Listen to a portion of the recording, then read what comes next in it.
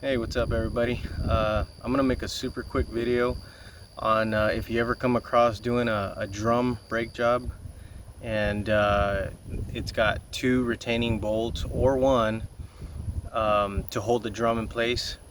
This is one way other than welding a nut to it or something like that. If you don't have that and all you have is drill bits and a chisel or a really sharp flathead screwdriver, this is a different way and a different method that you can fix this issue quickly. Okay, so let me turn you around.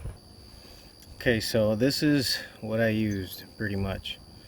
I used a step bit and two drill bits. So I started off by drilling with the smallest bit, and this is one of the bolts that I took off. So as you can see in there, I drilled it in pretty far ways, maybe about up to right here, and drilled that in first with the small one, then the larger one, and then after that kind of whiten out the hole with this one with the step bit. And after that you get a chisel, which in my case I use this really large chisel. Okay, so then I start chiseling this way, chisel that way, kind of make a star if you want, or if you want you could just start on one side, just start on this side. So I have an example here. This one I haven't taken it off yet, so I can't take it off with my fingers or anything like that.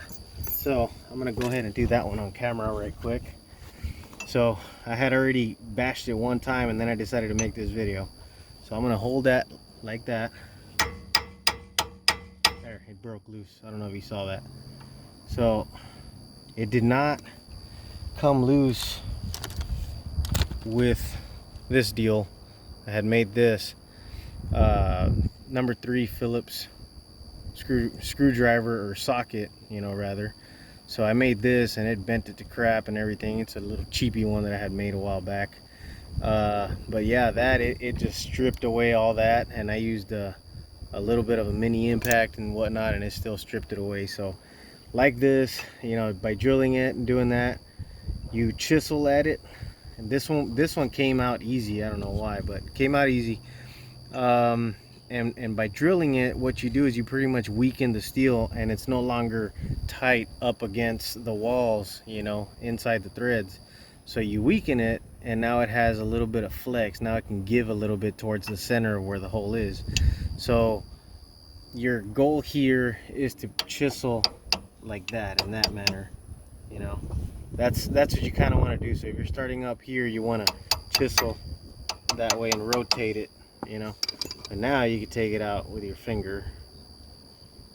So yeah, that's pretty much my quick method of doing that. If you don't have a welder, because that's the other method, you can weld a nut to that and then use the nut to put a socket on it, and then you can take this screw out like that, and you can put a pry bar on here, so that way this deal doesn't rotate on you, so the hub don't rotate. So yeah, quick tip.